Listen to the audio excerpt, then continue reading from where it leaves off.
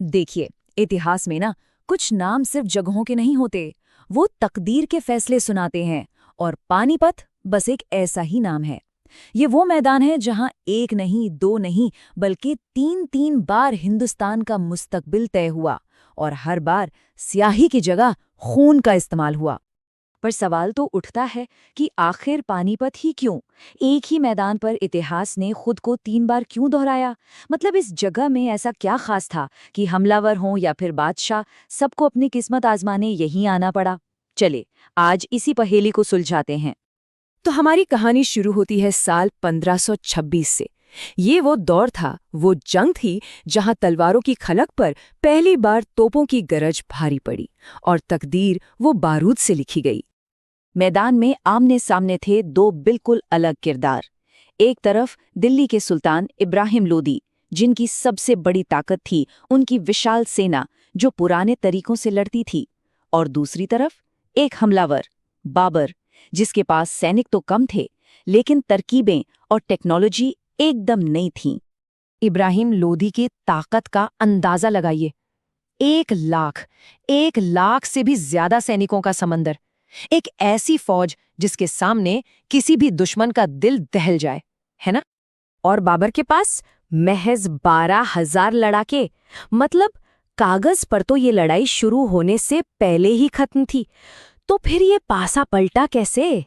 जवाब था बाबर के उन गेम चेंजर्स में जो वो अपने साथ लाया था। पहली बार हिंदुस्तान की जमीन ने तोपों की गगनभेदी गूंज सुनी। बाबर ने गाड़ियों की दीवार बनाकर एक चलती फिरती किलेबंदी कर दी, जिसे अराबा कहते थे।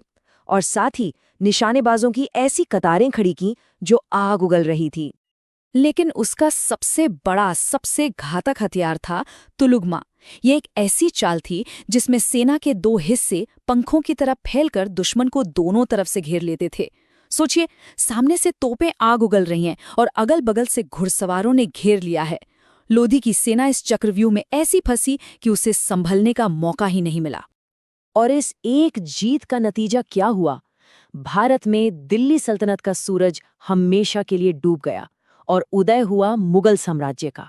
एक ऐसे साम्राज्य की नींव रखी गई जो अगले 300 सालों तक हिंदुस्तान की कहानी लिखने वाला था। चलिए, अब कहानी में 30 साल आगे चलते हैं।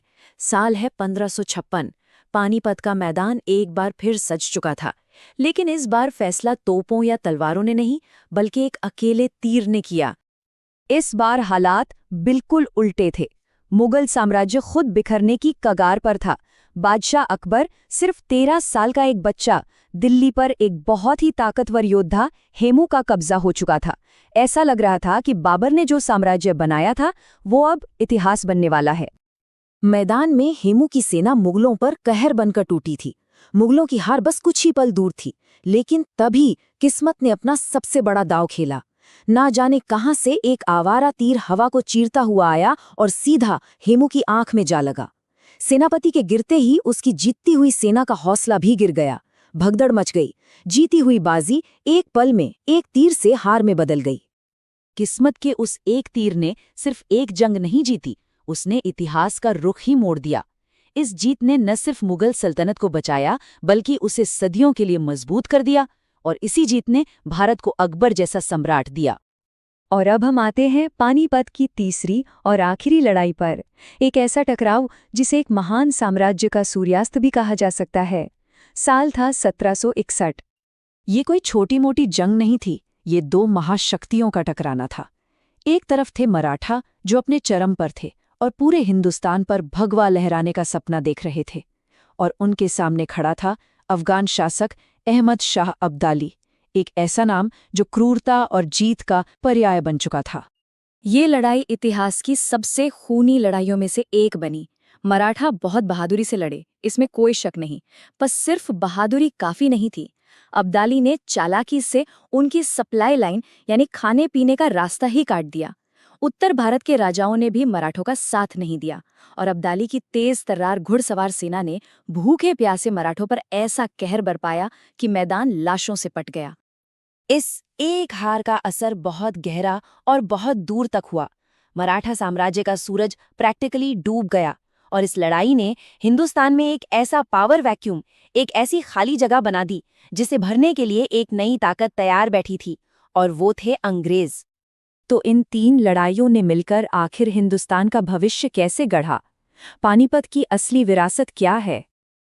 देखिए, पानीपत की कहानी को अगर हम संक्षेप में देखें तो 1526 में एक साम्राज्य का जन्म हुआ। 1556 में उसी साम्राज्य को एक नई जिंदगी मिली और फिर 1761 में एक ताकतवर साम्राज्य का अंत हुआ, जिसने एक नई विदेशी ताकत के लिए दरवाजा खोल दिया। और यहीं पर पानीपत हमें एक बहुत बड़े सवाल के साथ छोड़ जाता है। जरा सोचिए, अगर 1761 की उस लड़ाई में मराठा जीत जाते तो आज का भारत कैसा होता? क्या अंग्रेज कभी यहाँ राज कर पाते? शायद नहीं। यही तो पानीपत की विरासत है, कुछ ऐसे सवाल जिनके जवाब अब हमेशा के लिए इतिहास में ही दफन हो चुके हैं।